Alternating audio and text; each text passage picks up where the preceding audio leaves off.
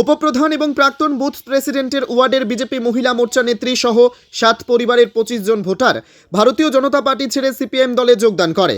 ঘটনা বুধবার বিকেলে সোনামুড়া মহকুমার কলমক্ষেত গ্রাম পঞ্চায়েতের 1 নম্বর ওয়ার্ড এলাকা।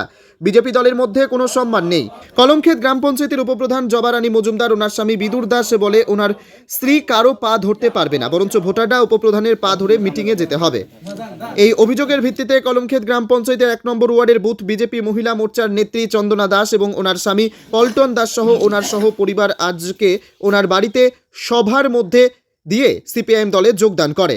তাদের সিপিআইএম দলের পতাকা তুলে দেন উরমাই সিপিআইএমের অঞ্চল সম্পাদক শাহ আলম মিয়া, সিপিআইএম মহকুমা কমিটির সদস্য রতন দাস, ভারতের গণতান্ত্রিক যুব ফেডারেশন সোনামুড়া বিভাগ কমিটির সম্পাদক আনিসুর রহমান সহ আরও অন্যান্যরা। এদিকে শাসক দল ছেড়ে বিরোধী দলে যোগদান করার বিষয় নিয়ে গোটা এলাকায় দেখা দেয় তীব্র চাঞ্চল্য।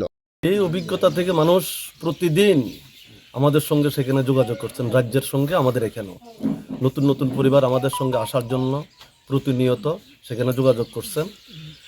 এবং তাদের যে এই জনবিরোধী যে সমস্ত কাজ, তারা নির্বাচনে যে সমস্ত প্রতিশ্রুতি মানুষের সামনে রেখেছেন সেগুলি অ্যাকচুয়ালি হলো ভুয়া। এবং সেগুলি আজকে রাস্তা, সেখানে স্কুল, সেই থেকে শুরু করে গত যে বন্যা, মানুষের যে সাহায্য সহায়তা সেখানে করার কথা, নানা দিক থেকে মানুষ সেখানে ক্ষুব্ধ বিক্ষুব্ধ এবং মানুষ সেখানে মান সম্মান ইজ্জত সেখানে পাচ্ছেন না। সেখানে যেহেতু নির্বাচিত সেখানে পঞ্চায়েত না, একটা অবৈধ পঞ্চায়েত আমরা সেখানে বলতে পারি, মানুষের ভোটকে সেখানে লুট সেখানে করা হয়েছে, যার ফলে তারা মানুষের প্রতি সেখানে তাদের কোনো দায়বদ্ধতা সেখানে নেই।